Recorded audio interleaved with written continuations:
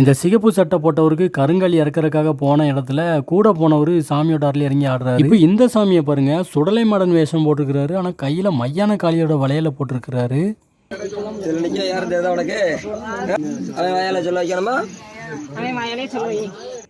இந்த வீடியோவை கொஞ்சம் பொறுமையாக பாருங்கள். இது வந்து என்னென்னா, திருநெல்வேலி மாவட்டம் ரெட்டியார்பட்டி அந்த ஊருக்கு பக்கத்தில் உள்ள ஒரு ஊரில் வந்து தசரா குழுவே இல்லை. அங்கே வந்து புதுசாக தசரா குழு வரும்னு சொல்லிட்டு அங்கே வெளியூர்லேருந்து ஒரு தசரா செட்டு ஊருக்குள்ள வந்து சாமியாடி அருள்வாக்கு சொல்லிட்டு போயிருக்காங்க. புதுசாக அவங்க ஊருக்கு ஒரு தசரா குழு வரப்போகுது அப்படின்ட்டு. அதுக்கு அடுத்த வருஷமாக 2 பேர் வந்து வேஷம் போடுறாங்க. ஒருத்தர் கருங்காலி வேஷம் போடுறாரு, இன்னொருத்தர் வந்து சுடலை மாடன் வேஷம் போடுறாரு. இப்போ வந்து அவங்க ஊரில் சாமி வேஷம் போடுறாங்க, அருள் வந்து ஆட வைக்கணும் அப்படிங்கிறதுக்காக அவங்க ஊரில் சாமி இறக்குறதுக்குன்ட்டு ரொம்ப வருஷமாக வேஷம் போடுற தசரா குழு ஒன்று தேடி போகலான்ட்டு பக்கத்து ஊரான அந்த ரெட்டியார்பட்டிங்கிற ஊரில் தசரா குழுவில் போயிட்டு நிற்கிறாங்க. இவங்களுக்கு சாமி இறக்கி விடுங்க அப்படின்ட்டு கேட்குறக்காக அந்த சிகப்பு கலர் சட்டை போட்டவருக்கு சாமியோட அருள் இறக்கி விடுறதுக்காக அவர் தான் அந்த கருங்காலி வேஷம் போடுறாரு. அதுக்காக போன இடத்துல அவர் கூட போன பின்னாடி இருந்த இன்னொருத்தர் வந்து திடீர்னு சாமியோட அருள் வந்து சாமி ஆட ஆரம்பிச்சிட்டாரு.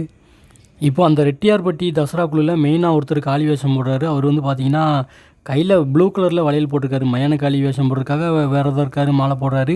ப்ளூ கலரில் வளையல் போட்டிருக்காரு. ஆனால் தலையில் பார்த்தீங்கன்னா குல்லா வச்சுருக்கிறாரு, சுடலை மாடனோடது. இந்த விஷயம் எனக்கு ரொம்ப ரொம்ப வித்தியாசமாக இருந்தது. இந்த தசரா குழுவில் அவர் வேஷம் போடுறது என்னமோ மயான காளிக்கு, ஆனால் அதிகமாக வந்து அவருக்கு சுடலை மாடன் இறங்குமா. அதனால தான் அந்த சுடலை மாடனோட குல்லா வச்சுட்டு சுடலை மாடனுக்கு சாமி ஆடிட்டு இருக்காரு. இப்போ வந்து அந்த சாமி அண்ணன் பையனை வந்து நல்லா சட்டையெல்லாம் கழட்டி விட்டுட்டு அவர் முன்னாடி நிற்க வைக்கிறாங்க. அதுக்கப்புறமா பக்கத்தில் ஒரு அம்மா சாமி ஆடிட்டு இருந்தாங்க. அவங்கக்கிட்ட வந்து கேட்குறாங்க, உனக்கு நிக்கல சொல்லு, யார் நிக்கா? அவருக்குள்ள வந்து என்ன சாமி இறங்கியிருக்குன்னு தெரியுதா அப்படின்னு சொல்லி கேட்குறாங்க. அவரோட வாயாலேயே சொல்ல வைக்கட்டுமா, அவருக்கு என்ன சாமிக்கு இறங்கி ஆடுறாரு அப்படின்ட்டு சொல்ல வைக்கட்டுமா அப்படின்னு சொல்லிட்டு வாயில் வந்து திருநீர்லாம் கொடுக்குறாங்க. திருநீரும் வேப்பிலையும் கொடுக்குறாங்க. சொல்லு, யார் நீ? யாரு எங்க உள்ளவன் சொல்லு. யார் எங்கே உள்ளவன்னு சொல்லுன்னு சொல்லி கேட்குறாங்க. சாமி எந்த சாமிக்கு ஆடுறாரு அப்படிங்கிறது வந்து அவருக்கு தெரியும். ஆனால் இவரோட வாயால் சொல்ல வைக்கணும் அப்படிங்கிறதுக்காக அவர் வந்து சொல்ல மாட்டேங்கிறாரு. பின்னாடி இருந்த மற்ற சாமிக்கெல்லாம் பயங்கரமாக ஆடுறாங்க.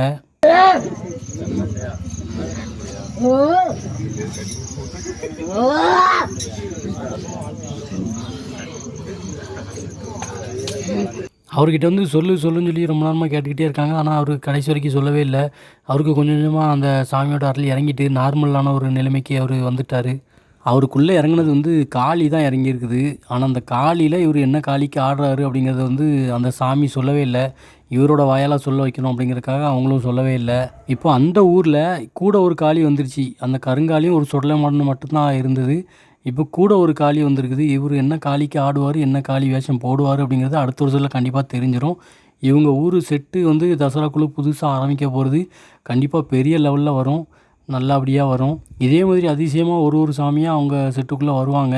அடுத்து ஒரு இன்ட்ரெஸ்டிங்கான வீடியோவில் வந்து சந்திக்கிறேன். உங்கள் ஊரில் நடந்த அதிசயங்களை மேலே தெரிகிற வாட்ஸ்அப் நம்பரில் நீங்கள் ஷேர் பண்ணலாம். தயவு செஞ்சு என்னை சப்ஸ்கிரைப் மட்டும் பண்ணாமல் பார்க்காதீங்க. வீடியோவை பார்க்குற எல்லாருமே சப்ஸ்கிரைப் பண்ணிவிட்டு பாருங்கள்.